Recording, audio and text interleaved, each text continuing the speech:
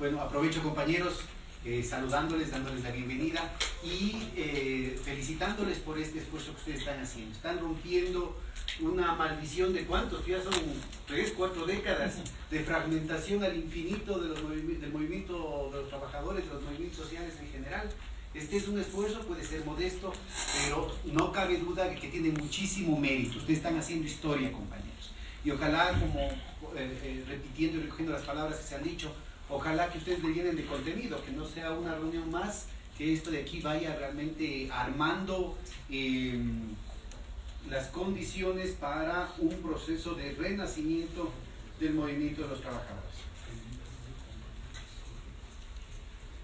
En ese sentido, el Instituto de Investigaciones Económicas, sobre todo en esta nueva época que se inaugura hace poco más de un año, ha estado haciendo un esfuerzo, conversando con las autoridades, respecto a una deuda que tenemos con la sociedad desde hace muchísimo tiempo, no solo la Universidad Católica, ¿no?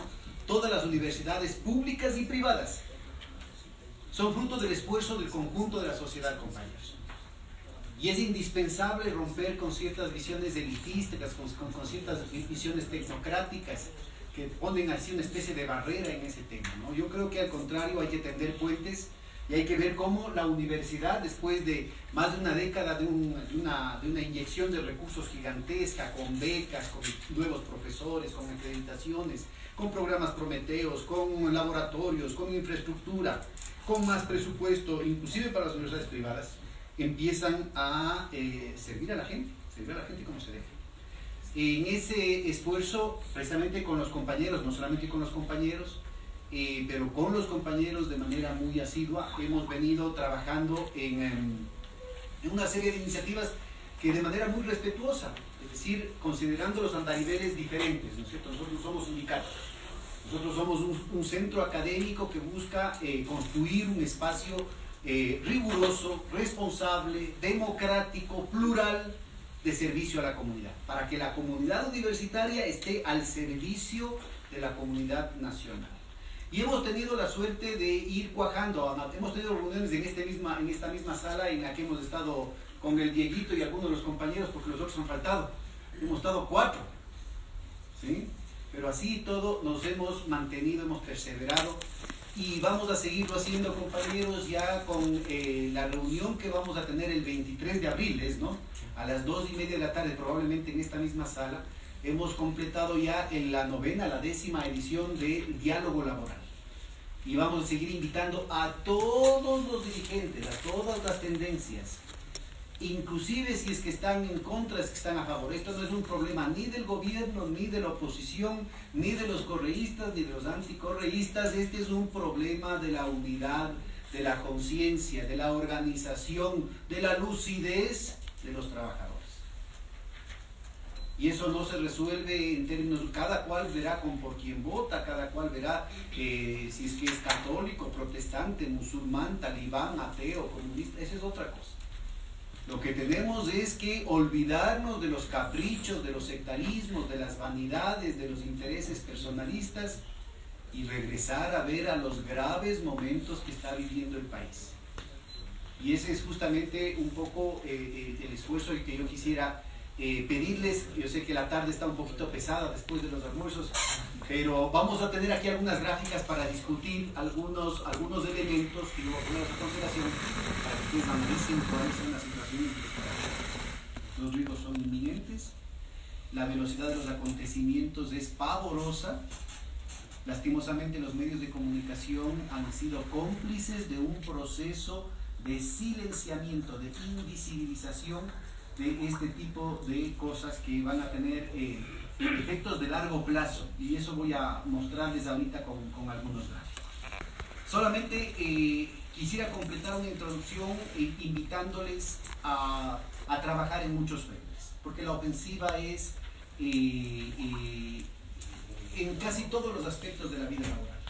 Estamos hablando del acuerdo del Fondo Monetario Internacional, que pone, sobre todo en sus cláusulas escondidas, un acento marcado en la llamada modernización, en la llamada flexibilización, todo tipo de eufemismos, de doradas de la píldora, para esconder lo que verdaderamente se está planteando ya como una propuesta estratégica en el marco de una agenda continental de poner a nuestros pueblos de rodillas, en el caso del Ecuador, de manera principal, el tema laboral, la flexibilización, la precarización laboral, de nuevo.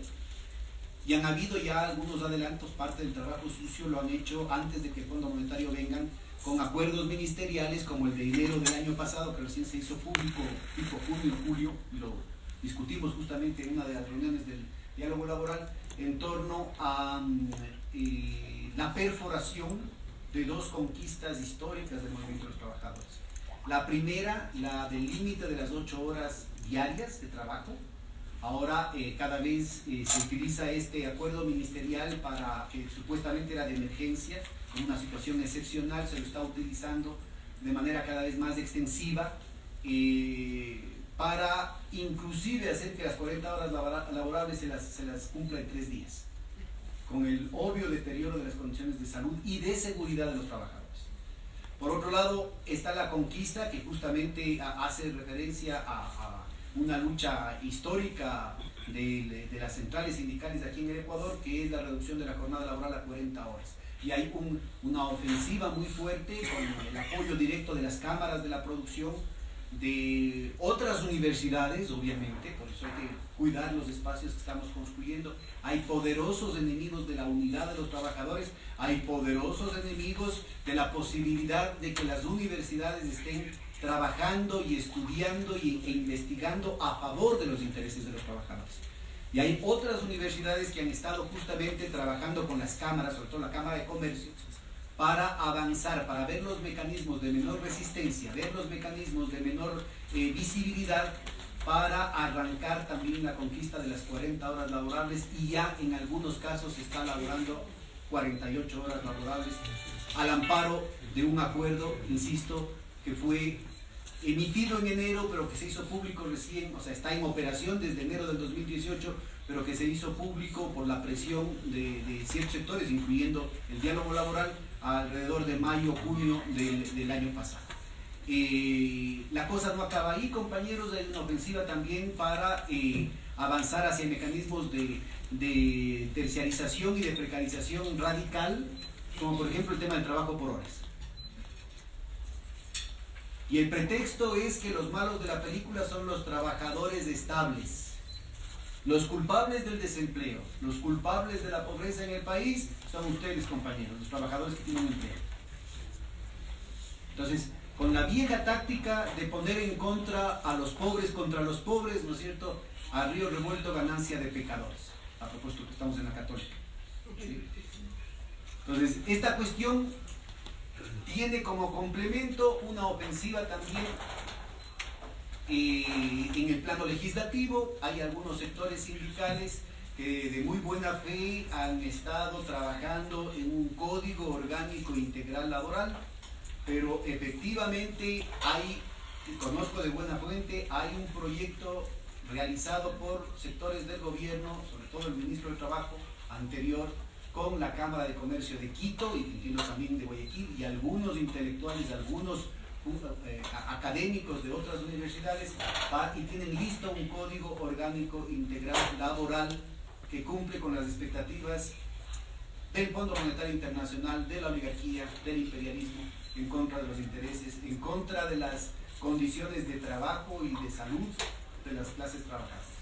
Pero yo diría, y lo digo como economista, que inclusive cumple con las condiciones absolutamente nefastas de una teoría reaccionaria, como es la que se estudia en muchos de los centros académicos, que es la teoría neoclásica, que es la teoría neoliberal, que es la teoría que informa las acciones del Fondo Monetario Internacional y de la mayoría de los economistas llamados prudentes, ortodoxos, responsables, y que tiene que ver con un código laboral que debilite las condiciones de seguridad, las garantías, los derechos conquistados por los trabajadores, con el supuesto efecto de aumentar el empleo, cosa jamás encontrada en la práctica. Y voy a poder presentarles algunos datos.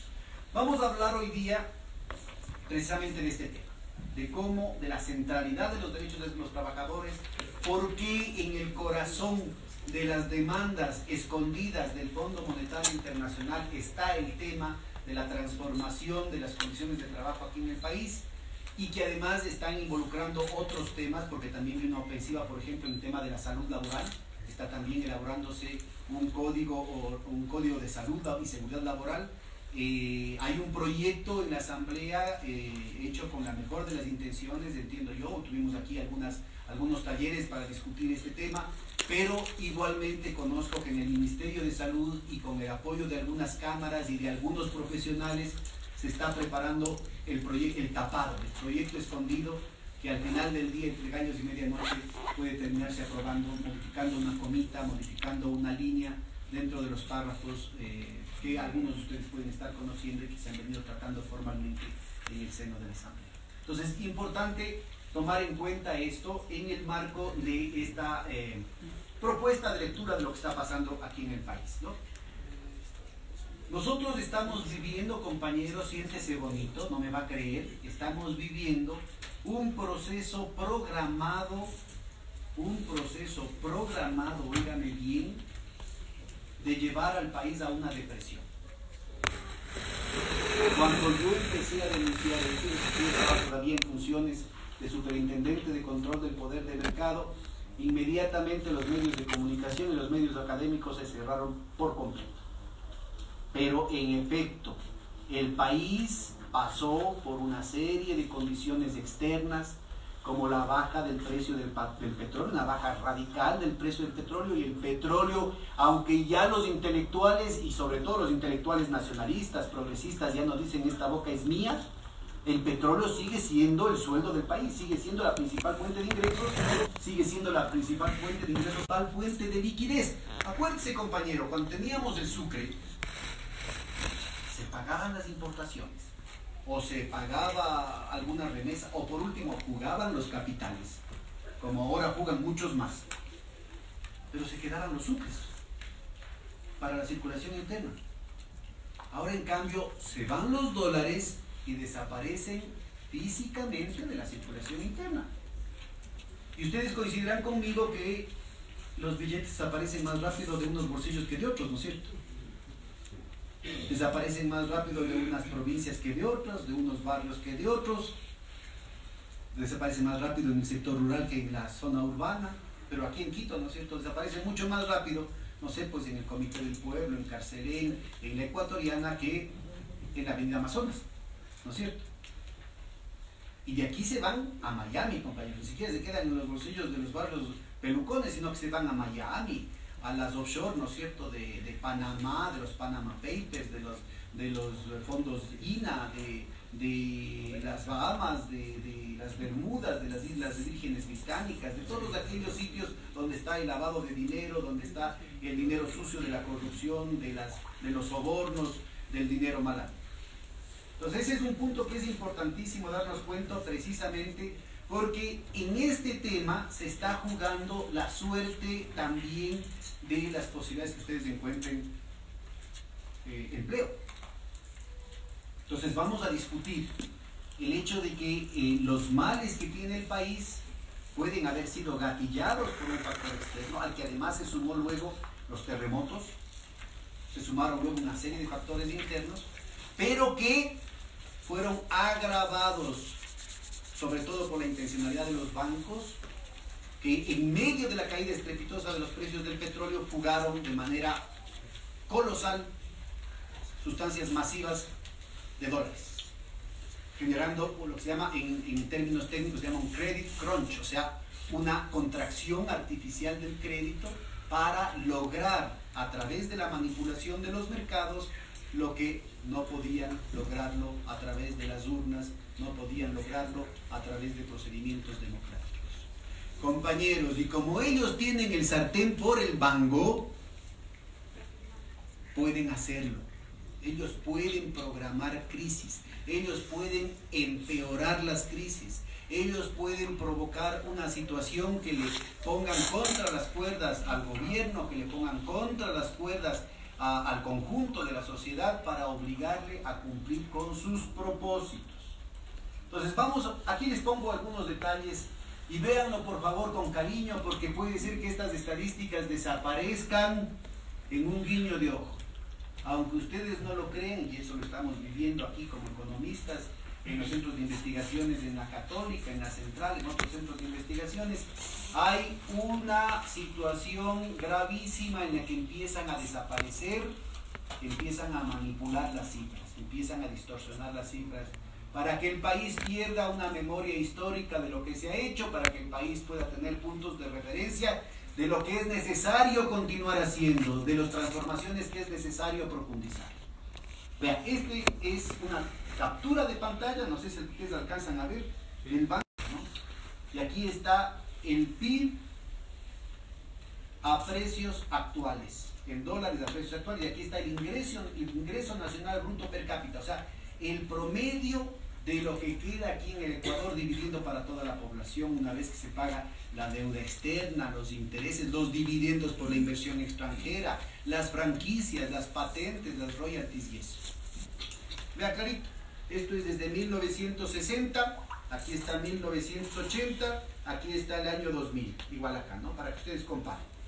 Usted puede encontrar cifras parecidas todavía, pero ya hay, yo he visto publicaciones internacionales indexadas de profesores conocidos, inclusive algunos de ellos de izquierda, dicen, en la que hacen estudios econométricos con cifras distorsionadas respecto al Producto Interno Bruto. Por eso dejo constancia, porque esto además mi compañero Diego está filmando y que quede constancia de esta situación. Voy a presentarles varias fuentes respecto a lo mismo. Atentos, por favor. Vamos a quedarnos con el panel de la derecha del ingreso per cápita, es el mismo gráfico, simplemente le amplié para que veamos en detalle, porque a veces los economistas podemos mentir, como decía el doctor Borja, si yo me como un pollo y usted no se come nada, en promedio nos pegamos medio pollo cada uno, deberíamos estar contentos, ¿no? Entonces hay una cantidad de mentiras que somos especialistas los economistas, y entre otras la forma como se presentan los gráficos. Vea usted, aquí está clarito. Con fluctuaciones va creciendo el Producto Interno, o sea, el ingreso promedio del país, todo lo que se gana, quitando lo que se va afuera, dividido para el total de los ecuatorianos, va creciendo hasta el año 1980. Si ven acá, este es 1980. ¿Sí se alcanza a ver, no? La flechita. Pongámosle color. A ver, miren, va subiendo con fluctuaciones, ¿no es cierto? Y hasta 1980 alcanza un pico. Adivine qué pasó ahí. Ahí empezaron las políticas neoliberales. No, esto es en la época de Hurtado. El 81 es el punto más alto, se muere Roldós, Hurtado trae al Fondo Monetario Internacional con el señor Pachano y su equipo, con el señor Rodrigo Paz, con el señor Pachano y su equipo, ¿no es cierto? Traen al Fondo Monetario Internacional y antes inclusive, igual que ahorita, ¿no? Antes de firmar la carta de intención con el Fondo Monetario Internacional ya empezaron a aplicar las recetas. Entonces, parte de la distorsión, parte del fraude, parte de la mentira, y yo he oído en canales de televisión, programas de opinión en los que están ahí los gurús de la economía, con toda la complicidad, dicen, cada vez que viene el Fondo Monetario Internacional, sube el PIB en el 8, en el 9%. Mentira, compañero, aquí están las cifras. Vea, recién se recupera, atentos por favor, verá que es el mismo gráfico. Ahí está, simplemente, el PIB, o sea, el nivel de ingreso per cápita del año 1980, el nivel de ingreso por cabeza del año 1980, solo se recupera en el año 2005. 25 años de decrecimiento, compañeros. Ese es el periodo de las cartas de intención con el Fondo Monetario Internacional.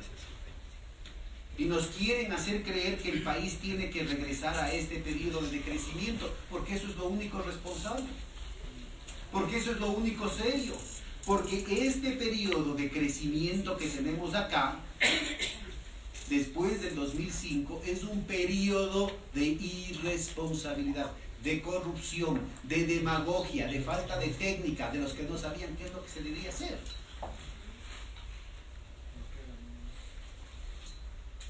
No me crean nada, compañeros, yo sé que ustedes pueden googlear, váyanse a la página del Fondo Monetario Internacional, del Banco Mundial, que no creo que sean correístas, no. Ya, entonces lo que se está discutiendo ahorita, aquí está la caída de los precios del petróleo, aquí están los terremotos, pero también errores de la política económica al final del gobierno de Correa, y sobre todo una política de autoemboscada fiscal que cometió este gobierno apenas se posicionó. Es decir, generó una serie de mal manejos fiscales que le fueron arrinconando a él mismo en una situación sin salida en el plano fiscal, que empeoró. En lugar de ayudar a través de la política fiscal, en lugar de ayudar a relanzar la economía, la empeora. Y eso les voy a demostrar con algunas cifras. Es importante, compañeros, porque todo esto está justificado desde la ideología del neoliberalismo, desde la ideología de lo supuestamente técnico, y entonces aparece, ¿no es cierto?, como que el resto de la población no tiene nada que opinar al respecto. La típica que nos dicen a los economistas: debe ser buenísimo porque no le entendí ni jota. No se deje, compañera, no se deje, compañero. Estamos hablando de su vida, estamos hablando de la vida de sus hijos. Estas no son cifras, este es un tema demasiado serio para dejarle solamente a los economistas que opinen al respecto. Y no se deje acomplejar de que esto es un tema demasiado difícil para que usted entienda. Por el contrario, compañero, usted tiene que reclamar el derecho a saber exactamente qué es lo que está pasando en el país. Y yo les voy a demostrar que no es cierto que el país no tiene alternativas. Por supuesto que tiene alternativas. Están provocando, están agravando una crisis con consecuencias terribles para ponernos contra las cuerdas, decir, es que no hay un centavo, no tenemos que recortar el gasto en salud, vaya nomás a contratar en clínica privada, vaya nomás a comprar la receta afuera, vaya nomás a traer las gasas, vaya nomás a comprar la placa de rayos X, para recortar el gasto de educación, cosa que a usted le toque, no, es que hay que hacer cuota para el profesor en la escuela, o póngale en escuela privada. Van a decir que como no hay un centavo, entonces hay que mandar sacando a los empleados públicos, como ya están mandando sacando. Como no hay plata, hay que vender las hidroeléctricas, porque el sector público es corrupto, ineficiente, adiposo, hipertrofiado y ni sé qué palabras más. ¿Y por qué entonces el sector privado, que es eficiente, que tiene iniciativa, creatividad, por qué no invirtió en las hidroeléctricas en estos 25 años, en estos 30 años en el que el país estuvo en soletas? Entre otras cosas, para permitir que una gabarra acoderada en el puerto de Guayaquil, con el amparo, así la barcaza, con el amparo de un partido político que no les voy a mencionar, gane durante todo este tiempo plata con diésel importado, subsidiado por el Estado, tasas de ganancia garantizadas ante la ausencia de suficiente electricidad. Las presas eléctricas que finalmente se terminaron haciendo, compañeros, estaban programadas en 1978, Plan Nacional de Electrificación, con estudios de prefactibilidad y en algunos casos hasta de factibilidad, y no les dio la gana de hacer. El perro del hortelano, ni comes ni dejas hacer.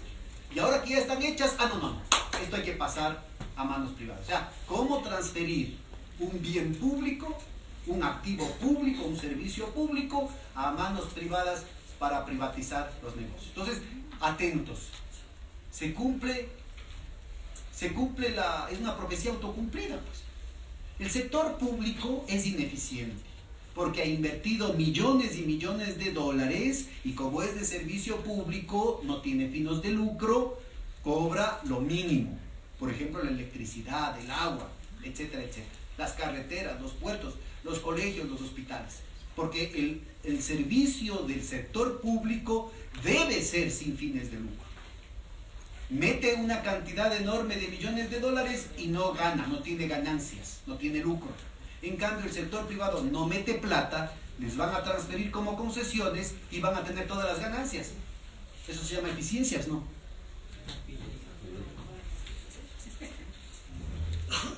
Entonces, compañeros, retomemos. Este es el periodo precisamente en el que entró la ofensiva, no solamente en contra del Código de Trabajo, de los derechos laborales, sino una ofensiva brutal para desindustrializar el país. Yo era en ese entonces, ahí me conocía, no está aquí el Mario, pero ahí me conocía mucho. El partido no entraba todavía en la FEPRAC. Ahí trabajábamos en el 85, 86. Entonces yo iba y los compañeros eran unos desgraciados porque me mandaban a unos sindicatos, me sacaba el aire formando a los compañeros de base, una cuestión así. Cuando ya estaban formaditos, cerraba la empresa. Tenían escogiditas, ya tenían ojo cuáles eran las que iban a hacer las empresas que iban a cerrar, y ahí hacíamos todo el trabajo para formar a los compañeros. Estoy haciendo un chiste, no los compañeros. Pero el punto es que 30 años de desindustrialización pues, aquí en el país. La inversión extranjera, la bendita inversión extranjera, justo en esa época, con el mismo cuento de ahora, entró la inversión extranjera. Me acuerdo en las farmacéuticas. Compraron lo poco de industria farmacéutica que había en el Ecuador para cerrarla y condenarnos a comprar a la filial que tenían en Colombia. Por eso el hueco de balanza de pagos que tenemos con Colombia, el hueco estructural que tenemos con Colombia, es de 700, de 1.000 millones dependiendo del año. Porque todo lo que producíamos acá, ahora compramos en Colombia. Y claro, la otra parte del hueco con Colombia es masmelos, caramelos y dulces con sabor a chocolate. Como que no pudiéramos hacer aquí chocolate. Verá que ponen dulces con sabor a chocolate, porque ni siquiera le ponen chocolate, ¿no? Ponen solo químicos. Y aquí somos tan soquetes que compramos eso. Entonces, por eso no hay fuentes de trabajo, compañeros. No porque el salario de los trabajadores es muy alto. Y de hecho, todo este periodo es un periodo de disminución sistemática del salario mínimo vital real descontada la inflación. Y por eso yo trabajaba en el Banco Central en ese entonces. Las mejores cuentas nacionales de América Latina venían técnicos de Francia, de Estados Unidos, de Naciones Unidas, de Brasil, de Argentina, de Guatemala, de Bolivia, vinieron acá. Era lo mejorcito. Cuando todavía no había ni computadoras. ¿Sabe cuál fue el problema y la condenación de ese sistema de cuentas nacionales? Que el porcentaje de las remuneraciones de los trabajadores como parte del Producto Interno Bruto fue bajando desde 1980, que estuvo en el 33%. Cada carta de intención le hacía que baje más y más. El último año que se publicó llegó al 11%. O sea que 89% se llevaba el capital y el 11% se llevaba el trabajo. Pusieron las sirenas inmediatamente ciertas universidades, las que conocemos, los gurús de la economía que conocemos, el Fondo Monetario Internacional, compraron las cuentas nacionales, les compraron la renuncia y dijeron que iban a cambiar el año base y no volvieron a publicar las cuentas nacionales, sino 20 años más tarde, y de pronto por arte de magia, cuando todavía el salario mínimo vital seguía bajando, la parte del trabajo en las cuentas nacionales subió del 11% al 40%. ¿Cómo harían, no? Ojalá fuera cierto, porque es facilito cocinar las cifras. Pero la realidad sigue ahí, ¿no? Y es justo eso lo que van a hacer ahora. Y así hicieron con todas las estadísticas. Entonces, la corrupción en el país empezó en el 2007. La inflación en el Ecuador empezó en el 2004. La pobreza en el Ecuador empezó en el 2007. No, compañeros. Entonces, abra bien el melloco, compañeros, que por aquí nos están comiendo el cuento, ¿no? Entonces, clarito. Vea usted, no es la cifra, no es quién está de presidente, no es quién está de ministro, quién está de alcalde, quién está de superintendente, quién está de, no sé, pues de presidente de un partido político o de jefe del sindicato. No, compañeros, son condiciones estructurales. Vean, este periodo de crecimiento y después de aceleración del crecimiento se debió a un proceso de industrialización por sustitución de importaciones. Es decir, había una política de Estado, había una política de crédito, tanto en el sector público como también en el sector privado, para favorecer la creación de empleos. Usted puede ser marxista, puede ser keynesiano, puede ser neoliberal, eso no importa. Había una política objetiva que favorecía no la especulación, no el jugar con los bienes raíces, no el jugar con el tipo de cambio entre el dólar y el sucre, sino dedicarse a crear empresas, a generar empleo. Y eso permitió que poquito a poco, de una situación casi agraria que teníamos acá, poco a poco se vaya formalizando el empleo, cada vez se vaya modernizando el aparato productivo, y cuando llegó el precio del petróleo, vea usted acá, ¿no es cierto?, se aceleró ese proceso. Vino el Fondo Monetario Internacional y antes de ello ¿qué les digamos? Sus lacayos, pues, ¿no? Porque vino la moda entre los economistas y dijeron, no, todas estas políticas son equivocadas, porque son estatistas. ¿Qué es estatistas? Era empresa privada la que se creaba. Pues que Textiles de Quinocial era estatal. Era empresa privada que surgió al amparo de este tipo de cosas. Buena parte del fortalecimiento de la Petralpi y en general de la CEU se debió precisamente a esta política de industrialización, a esta política de generación de empleo en la que actuaba el sector público y el sector privado de manera masiva, ¿sí? Entonces viene esta política y pasamos de una prioridad en la producción a una prioridad en la especulación. Entonces lo que tenemos, a ver, póngase usted aquí como empresario, haga un ratito, no se quedará con la costumbre, ¿no? Póngase en los pies, en los zapatos del empresario por un ratito nomás, no vaya a ser que se le quede de largo. Póngase usted en este punto, si usted está en este punto, ¿invertiría usted en una fábrica sabiendo que se va a contraer el mercado? No. Y peor si esto va a durar 25 años, compañeros. Y es justamente eso lo que estamos teniendo, que ahorita estemos en este punto y que se nos vengan 25 o 30 años de neoliberalismo, porque nos hemos dejado comer el cuento. Y no solamente eso, compañeros, vean. El problema es que si ahora tengo mercado y mañana no tengo mercado, ¿para qué voy a producir? ¿Para qué voy a poner fábrica para producir zapatos? ¿Para qué voy a poner fábrica para producir cartera? Impuestos. ¿Cuántas plazas de trabajo genero con una fábrica de producir carteras? ¿Y cuántas plazas de trabajo genero con una importación de carteras? Y si me va mal con las carteras, importo pañuelos. Y si me va mal con los pañuelos, teléfonos celulares. Y si me va mal con los teléfonos celulares, trata de blancas o de morenitas. Business es business, ¿no? La tasa de ganancia es lo que vale. Déjese de tonteras. Déjese de sentimentalismos. Business es business. Entonces, esto es lo que caracteriza este periodo, que es el periodo, es el régimen de acumulación, ya no de industrialización, sino de globalización financiarizada. Es la especulación financiera, son las exportaciones, son las importaciones, son los negocios de comercio exterior, los negocios de corto plazo, la viveza criolla institucionalizada. Entonces, mentira, compañeros, durante todo este periodo cayó el salario mínimo vital real.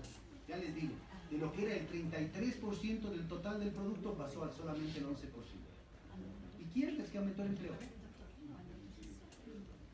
Estructuralmente tuvimos 30 años de deterioro del mercado laboral, 30 años en las que no se generaba empleo estable, 30 años de más desempleo abierto y de más subempleo con todas las modalidades. Ahí es lo que aparece, ¿no es cierto?, en esa reinstalación de la gente que no encuentra trabajo.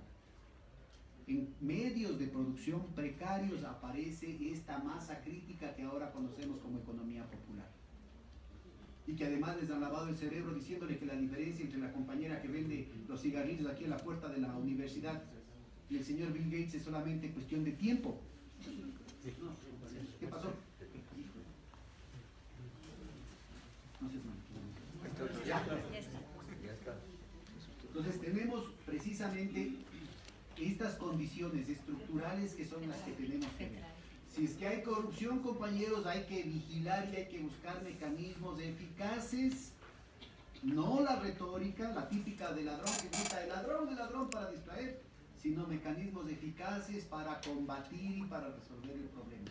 No nos dejemos desmoralizar, no nos dejemos confundir respecto a lo fundamental. Son condiciones estructurales del funcionamiento de los mercados, no del sector público, lo que define estas tendencias en el crecimiento. ¿Sí les queda claro, no? Vea usted, la tendencia está aquí claramente, marcadamente diferente de la tendencia que significaron los 25 años de neoliberalismo con las recetas del Fondo Monetario Internacional, y claramente marcada la diferencia desde el 2005 para acá de una tendencia al crecimiento, inclusive si es que hubo este bache debido a los terremotos, debido al fenómeno del Niño, debido a la caída de los precios del petróleo. ¿Sí les queda claro? Entonces acá, ¿qué es lo que viene? Independientemente del nombre, compañeros, esto no es propaganda electoral. Lo que tuvimos fue un proceso sin precedentes de redistribución del ingreso y de construcción de infraestructura. Vean, a mí me tocó ser ministro en un año en el que pasamos durante todo este periodo de acá, que supuestamente era el buen manejo de la economía, el manejo responsable de la economía, el porcentaje del Producto Nacional que se dedicaba a la inversión pública estaba entre el 3 y el 5%. Por eso no había carne. Acuérdense que para todo era paro cantonal, paro provincial, paro de la Universidad Fulanita, paro de aquí, paro de acá. En un año logramos subir, cobrándoles a las empresas transnacionales, sobre todo a las petroleras, logramos subir al 13.9%, o sea, del 5 al 14% en un solo año. Carreteras, autopistas, puertos, puentes, refinerías hidroeléctricas, hospitales, escuelas, colegios. ¿Sí está claro el punto? Eso es lo que crean las condiciones para este estímulo, este crecimiento sostenido de la economía. Pero no por el sector público, es porque ese gasto va al sector privado. A ver, compañeros, solamente para que ustedes se den cuenta de todas las mentiras que nos dicen en la televisión, en la radio, en la prensa todo el tiempo. Hablemos de una economía en la que solamente hay sector público y sector privado. Y que quieren hacer como que fuera lo uno, el sector público está en contra del sector privado. Históricamente, aquí y en todas partes del mundo, como ya mencionó el compañero hace un momentito, el gobierno sirve a los intereses de los ricos. Cuando hay una correlación de fuerza se puede lograr, ¿no es cierto?, cambiar un poquito eso para que de alguna manera algo llegue a las masas populares, como se lograron en los 10 años previos. Pero atentos, no me crean, atentos. Si es que el gobierno cobra más impuestos, ¿qué pasa con las cuentas del sector privado? De los ricos, digo yo, ¿no? De pronto nosotros no tenemos ni cuenta. Pero ¿qué pasa con las cuentas de las empresas privadas? ¿Aumentan o disminuyen? Disminuyen. Y si es que el gobierno invierte y gasta y contrata empresas, ¿qué pasa con las cuentas de las empresas privadas? Aumentan, pues. ¿Sí está claro? Si es que el gobierno recorta el gasto, recorta la inversión, ¿qué pasa con las cuentas del sector privado? No, si es que recorta. Tienen que bajar, compañeros, porque no hay quien gaste. Su empresa ya está sin liquidez porque el gobierno no está gastando y entonces no puede pagar a los proveedores, y entonces los proveedores no tienen con qué pagar a sus trabajadores y a sus propios proveedores, y así sucesivamente. Esa es el círculo vicioso, la vuelta del cangrejo, compañeros. Entonces nos quieren hacer comer el cuento los gurús de la economía de que el gobierno es como que fuera un padre de familia y entonces tiene que ajustarse el cinturón para vivir de acuerdo a sus medios. Y esa fue la receta precisamente de este periodo. Y obviamente adivinen a quién hay que ajustarle más el cinturón: a los trabajadores, ¿no? Porque son una tarea de ambiciosos, lomos alzados. ¿Cómo van a pedir esos salarios? ¿Cómo van a creer que se tiene esos beneficios? Ustedes son los culpables de que los compañeros que están en la calle no puedan encontrar trabajo. ¿Les suena familiar, compañeros? Sí. Ah, ya. Bueno, atentos. No porque yo lo diga. Solamente razón, solamente reflexionen un poquito sobre. Si es que una persona individualmente está ahorrando porque quiere formar familia, o está ahorrando porque quiere comprarse un carrito, eso es una virtud, ¿no es cierto? Dice, yo voy a ganar 100 y de los 100 voy a ahorrar los 20 para ir organizándome, irme disciplinando respecto a lo que es mi vida. Magnífico. Y si todos ahorramos al mismo tiempo, ¿quién compra? Entonces, si usted esperaba ganar 100, ya no va a tener esos 100, no va a tener un centavo siquiera para ahorrar, porque simplemente no hay quien compre, entonces le van a mandar sacando a usted. ¿Sí está claro el tema?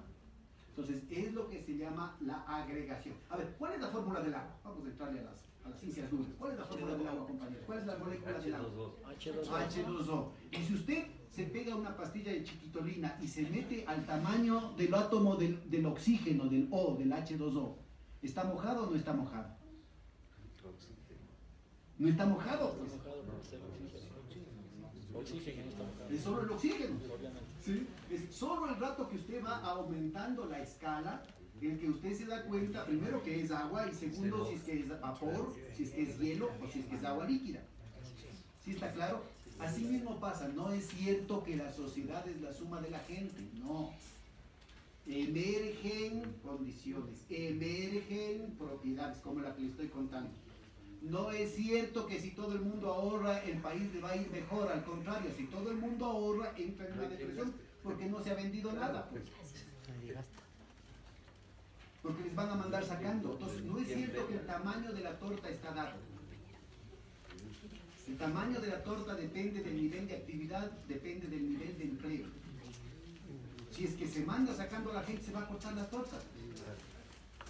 Así de elemental, compañeros, y eso usted lo sabe, sino que le están bombardeando todos los días y usted se confunde. Pues precisamente es lo que pasa. Vean, esta es la diferencia.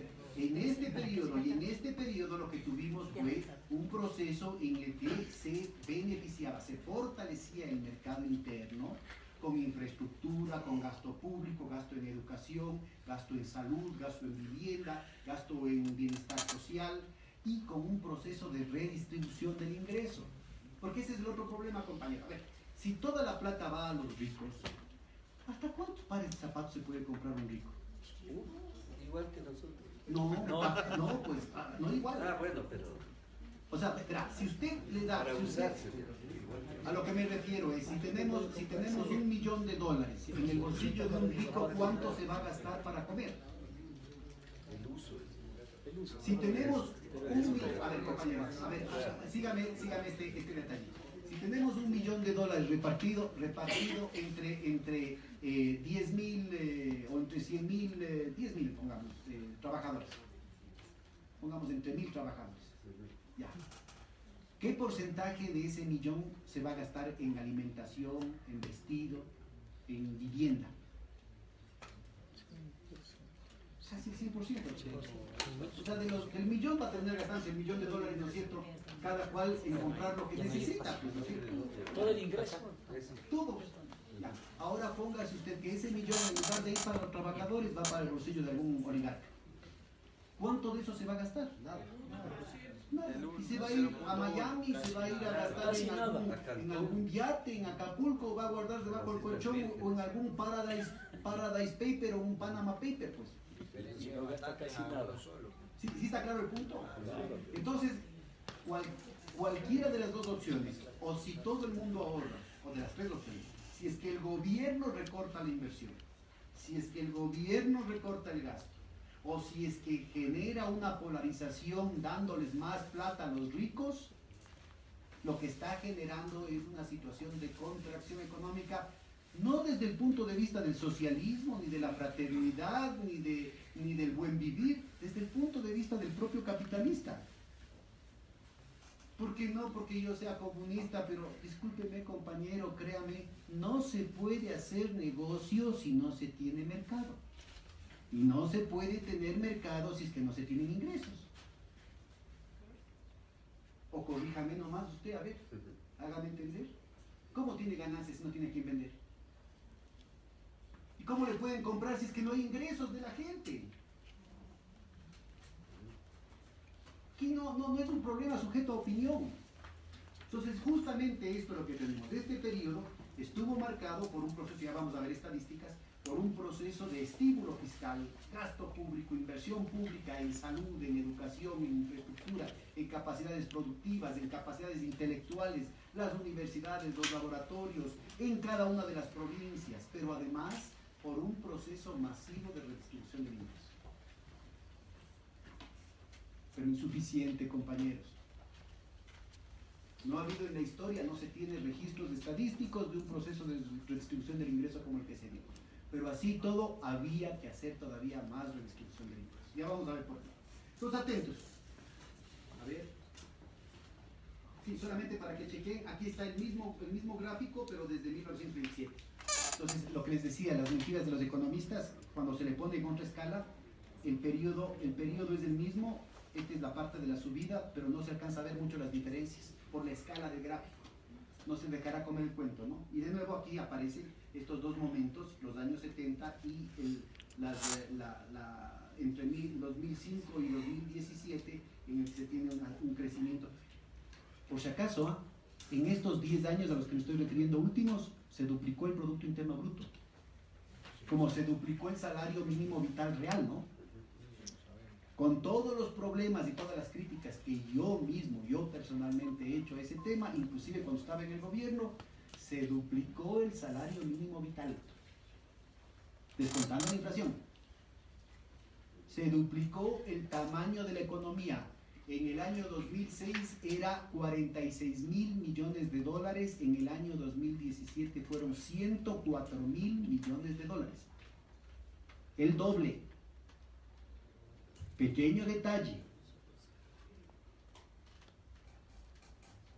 Y claro que eso una partecita fue los trabajadores, ya vamos a ver el porcentaje sin precedentes en la historia, ¿no? Pero la parte más importante, adivine qué, siéntese bonito, compañero. La parte más importante fue a los propios empresarios. Y ahora están matando a la gallina a los huevos de oro. De nuevo, porque no se puede hacer ganancias si no tiene mercado. No estoy hablando de la economía del sector público.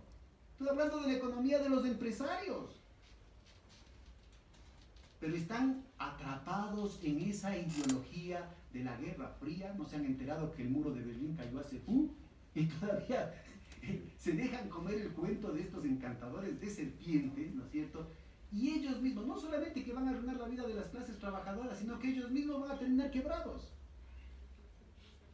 Pero yo trabajaba en el Banco Central y teníamos una lista para hacer las estadísticas, teníamos una lista de las grandes empresas, ¿no es cierto? Y cada año llamábamos por teléfono, en ese entonces no había internet, llamábamos por teléfono a preguntar cómo había ido la producción, las ventas, la contratación de trabajadores, los insumos, en fin, ¿no? Hacíamos las encuestas. Y cada año tocaba ir tachándolos. Porque los que eran productores ya se desaparecían y a lo sumo pasaban a ser importadores. Inclusive ahí quebraban. Entonces eso genera un proceso de concentración. Y ahí están los que salen ganando, ¿no?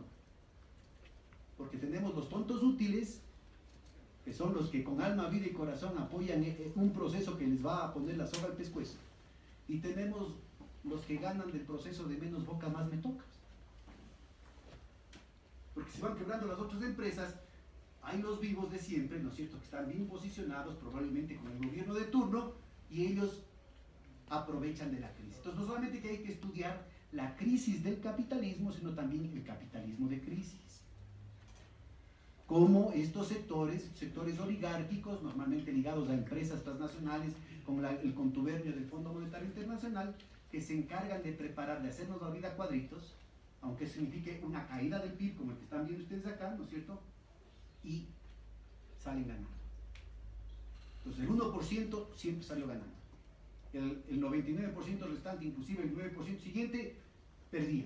Algunas veces un poquito más, otras veces un poquito menos, pero sobre todo los sectores más pobres del país, a pesar de que, además de que el promedio seguía cayendo, los sectores más pobres caían el doble y el triple, compañeros.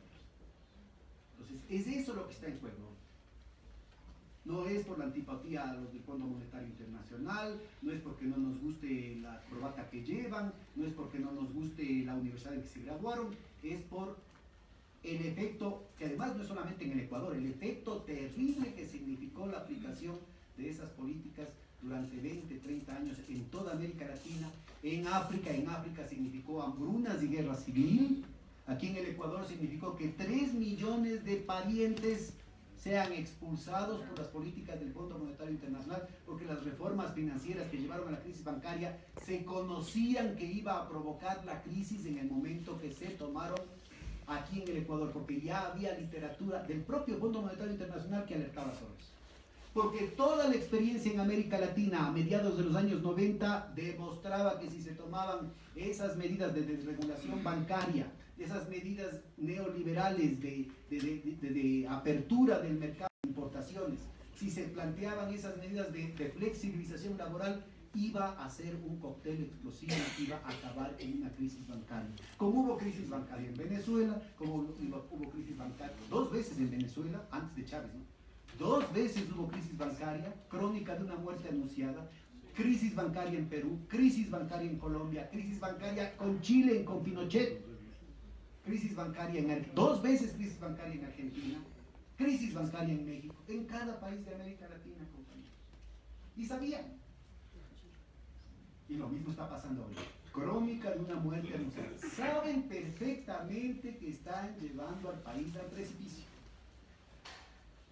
Otra gran mentira. Atentos a esto. Este mismo gráfico, de nuevo, fíjese, aquí aparece, ¿no es cierto? Casi no se nota el decrecimiento, pero por lo menos queda clarito. De nuevo, aquí también aparece que en 2005 se recupera el ingreso per cápita de 1980. Pero como le hacen en otra escala, ¿sí me entiende? Aquí empieza desde cero, entonces no se ve bien las diferencias que veíamos en otro gráfico, pero es el mismo gráfico. Pero aquí, en este gráfico, por si acaso, ningún gráfico lo hice yo, ¿no? Yo lo capturé del internet.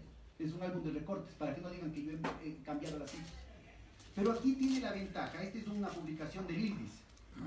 Aquí tiene la ventaja de que compara el PIB con el precio del petróleo. Los términos de intercambio, o sea, los precios de las exportaciones sobre los precios de las importaciones. Porque parte de las mentiras de los economistas es que dicen, sí, pero es que aumentó el precio del petróleo. Sí, pero eso significó que también aumentaron el precio de los derivados. Y nosotros somos tan brutos que exportamos el petróleo en bruto e importamos todos los derivados. Porque no se ha invertido durante 30, 40 años, no se invirtió nada en la reparación y en el mantenimiento de la refinería. ¿Sí? Entonces, vea, cierto es, vea usted, está negro, es el precio, sí, el precio, este es el precio del petróleo en definitiva, ¿no es cierto? Y este de aquí, la línea punteada, es el mismo Producto Interno Bruto que vimos antes, pero a una escala más chata, y por eso no se ve la diferencia, pero clarito está, la línea celeste nos dice cuál fue el nivel de 1980, aquí, 1980, este nivel de aquí, que solamente se recupera en el 2005. Esta es la burbuja financiera que provocó anterior a la crisis bancaria de 1998, ¿no? Entonces vea usted, el precio del petróleo, sí, aquí hay un aumento del precio del petróleo, pero nada que ver con el precio del petróleo en términos reales que tenía Roldós, Hurtado y hasta Febres Cordero. El precio del petróleo cae en 1986, en la mitad del gobierno de Febres Cordero. Y vea usted, ya hay un ralentizamiento del crecimiento antes de que caiga el precio del petróleo, ¿sí? O sea, en 1980 ya se llega al pico y empieza a decrecer el precio del petróleo. Recién cae el precio del petróleo en 1986. No es automático. Y de nuevo, aquí también, vea usted, ya empieza a subir desde aquí el precio del petróleo. Desde acá mismo empieza a subir el precio del petróleo. Pero acá estamos en pleno reventón de la crisis bancaria por la picardía de los banqueros ladrones, que se llevaron el santo y la limosna. Es que nada de automático. Y no solamente eso, compañeros. Entre diciembre del año 2017, entre la Navidad del año 2017 y junio del año 2018, medio año, aumentó en 500,000 el número de pobres.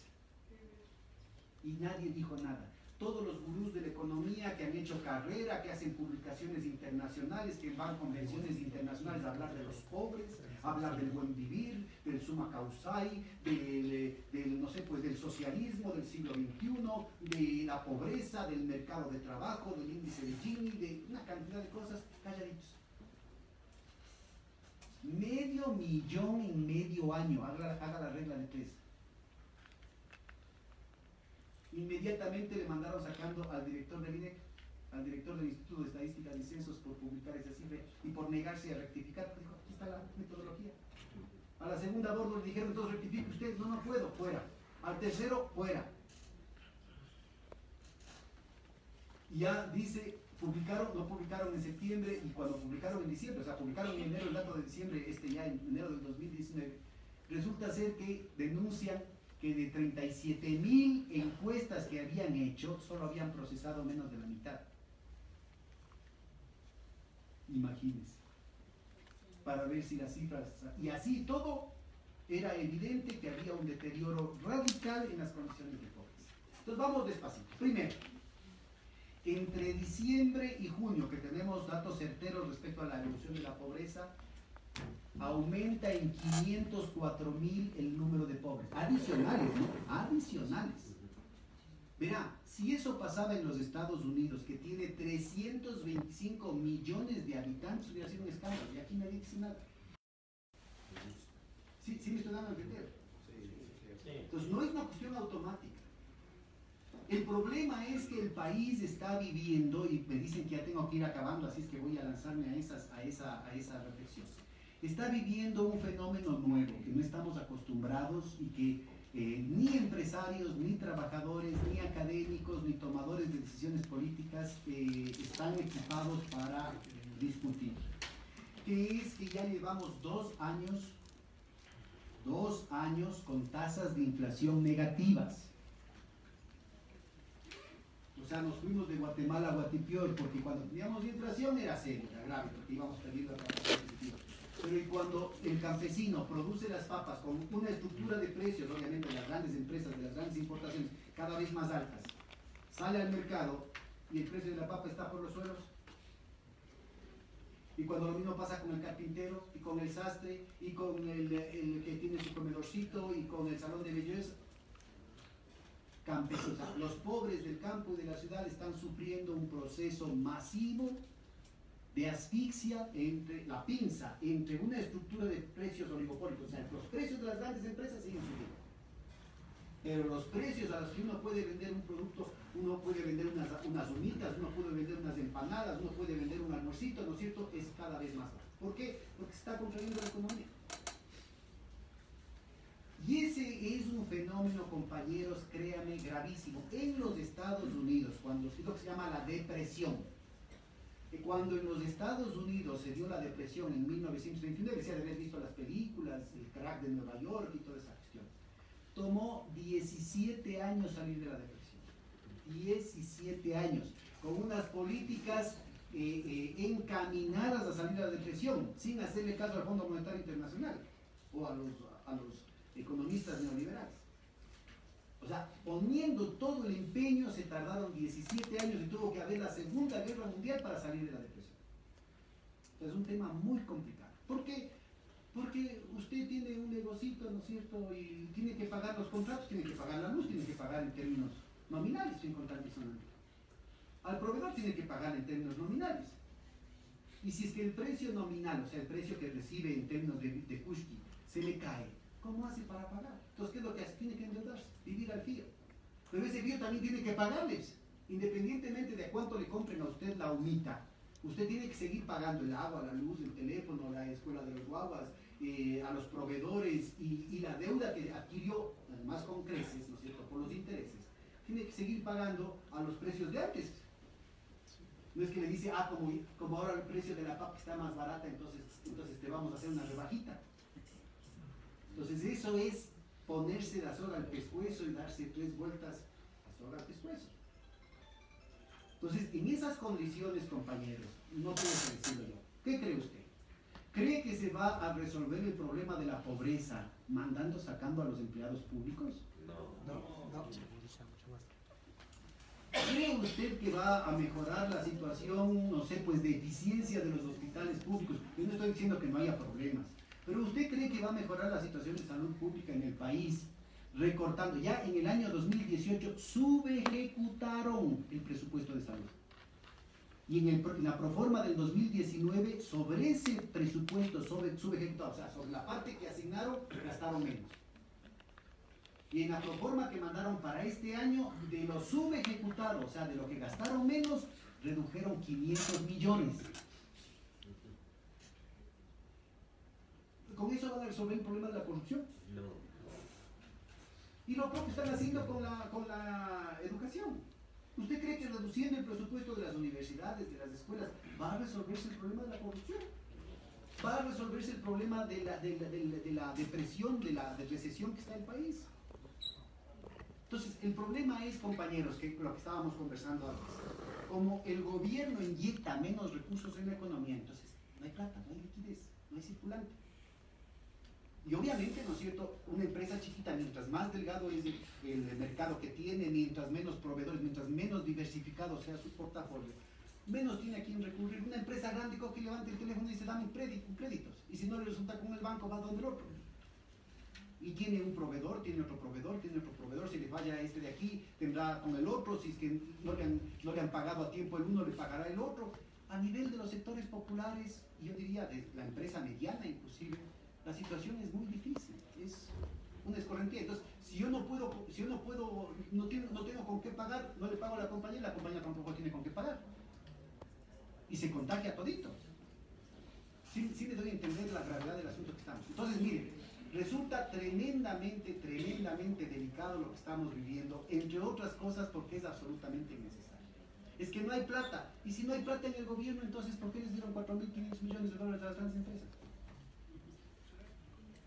Vean, entre otras cosas lo que yo le mencionaba, ¿no? Aquí está, esta es la ley, este es el resultado de la ley 42, cuando antes del gobierno de Correa, en el año 2006, sacamos una ley que a las empresas, grandes empresas petroleras, decía, si es que aumenta el precio del petróleo, el 99% tiene que ir para el gobierno, para el país.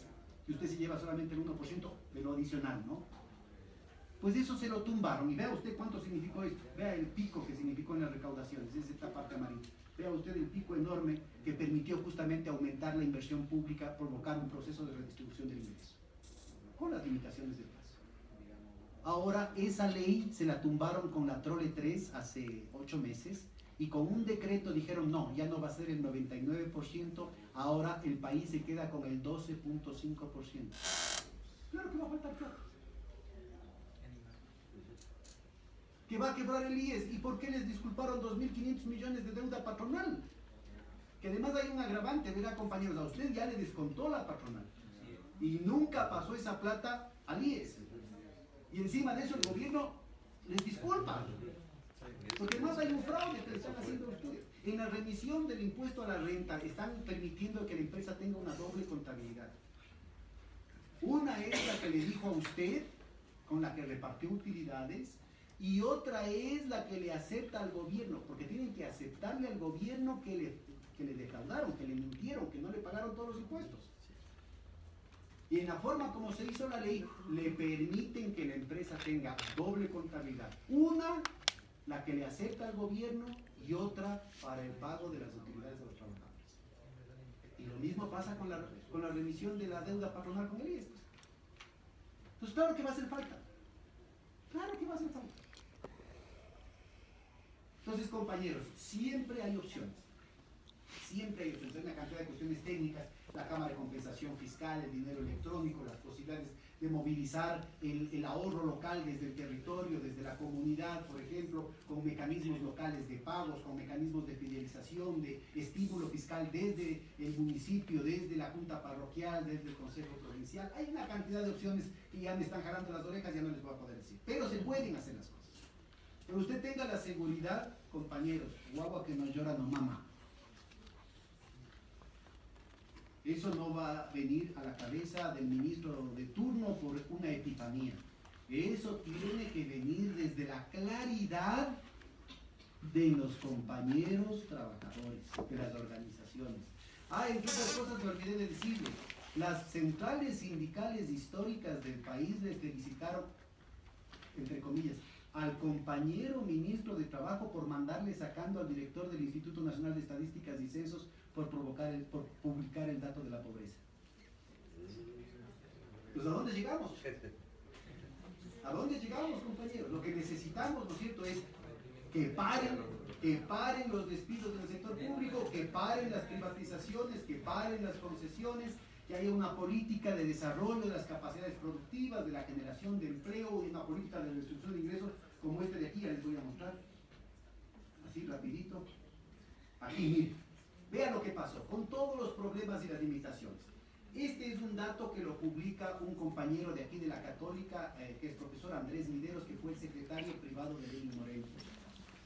Difícil decir que es correcto. Vean, aquí está el 1% más pobre, y entre el año 2007 y el 2014 aumentó su nivel de ingreso en promedio, descontando la inflación, en el 24%. Aquí está el segundo 2% más pobre, el 3% más pobre, el 4% más pobre, y ahí está. Los más ricos aumentaron el 1,95%. ¿Sí? Todos los sectores de la población crecieron. Entonces, eso significa, antes era solamente el 1% más rico. Verá que estoy hablando no desde el principio de la solidaridad, no desde que yo soy socialista, yo soy fraterno, no. Desde el punto de vista del business. Cada uno de estos aumentos, a más de lo obvio, de los derechos de los trabajadores, de la justicia social, de las reivindicaciones de la gente, de la deuda social tantas décadas postergada, ¿no es cierto? Tiene un pequeño detalle con el compañero. Esto significa un nicho de mercado para los propios empresarios. El problema es que buena parte no tuvieron la capacidad de tener una producción interna y fueron a importaciones, pero tuvimos algunos destellos de lucidez. Por ejemplo, vean, emprendimientos de los más precarios, productos de la economía popular y solidaria. Cuando hicimos el tema de los supermercados, no sé si ustedes saben, un manual de los supermercados en noviembre del 2014, que tenían que estar en los estantes de los supermercados, 15% del espacio tenía que ir para productos de la economía popular y solidaria. Logramos colocar 1.400 millones de dólares. Y no es que porque eran pobrecitos había que comprarles, ¿no? Era cumpliendo todos los requisitos. Es más, el requisito era que el supermercado compre el 6%, les terminaron comprando el 23%, porque hubo una movilización masiva sobre la base de la organización, asambleas productivas, relaciones con las universidades para mejorar el tema técnico, el permiso sanitario, el permiso de los bomberos, la cuestión del SRI, todo, para tener todo en regla, porque obviamente ellos estaban con el pretexto de decir que es que no hay oferta suficiente. Les cumplimos todo y tuvieron que comprar. Y con la oposición del gobierno, ¿eh? El presidente de la República en contra del tema, y el ministro Javier Ponce, amigo mío, 30 años, dijo públicamente, esa es una estupidez del Pedro Páez. ¿Acaso que los pequeños productores van a alcanzar el nivel de producción que exigen los supermercados? Y peor con lo que exigen, con lo que están pidiendo los certificados. Y se lo pudo lograr. Entonces, vean, hay una cuestión importante. Ahora tenemos otra capacidad. O sea, el país de ahora es un país diferente. Lo mismo pasó cuando fue lo de las salvaguardias. De la noche a la mañana, antes cuando se hablaba de política industrial se hablaba de décadas. El Pacto Andino, que está cumpliendo los 50 años, era por décadas planificado. De aquí a 10 años vamos a poner una plantita. Después de aquí a 20 años, la salvaguardia iba a durar año y medio. Y de la noche a la mañana el Ecuador empezó a producir teléfonos celulares, computadoras, pantallas de televisión, cocinas de inducción, motocicletas, otro tipo de refrigeradoras, otro tipo de cocinas, otro tipo de televisoras. De la noche a la mañana, sabiendo además que era un tema temporal. Entonces, se puede, compañeros. No se deje comer el cuento. Sí se puede. No se deje comer el cuento. Desde el interés de los trabajadores se pueden hacer propuestas muy sensatas, muy racionales, que inclusive les pueden interesar a los propios dueños de las empresas, sobre todo las empresas medianas y pequeñas, sobre todo aquellos que le apuestan a la producción nacional. Entonces es muy importante, compañeros, que en el marco de esta ofensiva en contra de los trabajadores, en el marco de este boicot abierto de la banca, para fugar capitales y para restringir de manera artificial el crédito, se pueden encontrar alternativas que generen empleo y que eviten que el Ecuador caiga en el pozo profundo de la depresión. Y una última advertencia. Este jueguito de la banca, que en medio de la caída estrepitosa del precio del petróleo hizo patria restringiendo el crédito para que, excepto el crédito de consumo, ¿no? Excepto el crédito de especulación, nunca para el crédito de producción, restringiendo el crédito y jugando capitales, pues las cajas de ahorro y las cooperativas empezaron a ganar ese mercado que la banca estaba despreciando. Entonces han crecido las cooperativas y las cajas de ahorro. Ahora hay una ofensiva de la gran banca, y no se sorprenda, porque lo dijo públicamente en una reunión del CONGOPE el representante de la Asociación de Bancos Privados. Dijo que ellos estaban hablando con la señora de la Superintendencia de Economía Popular y Solidaria para que rueden cabezas. Y que cuidado con que vayan a depositar en las bancas, en las cooperativas y en las cajas de ahorro, porque eso es inseguro. Eso está penado por la Ley Orgánica de Regulación y Control del Poder de Mercado, en el artículo 27, que habla de publicidad de migrante. Es que las autoridades deberían estar sancionando ese tipo de cosas. Ya van a ver, la siguiente escalada del circo va a ser precisamente el asunto de crear caos al interior de las cajas de ahorro, de las cooperativas, diciendo que es lavado, diciendo que es corrupción, para que, nuevamente, menos boca, más me toca.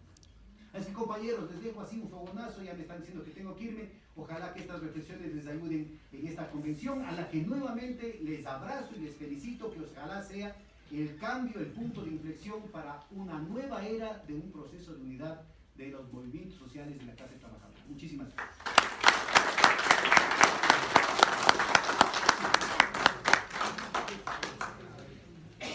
favor, compañeros, para continuar, vamos...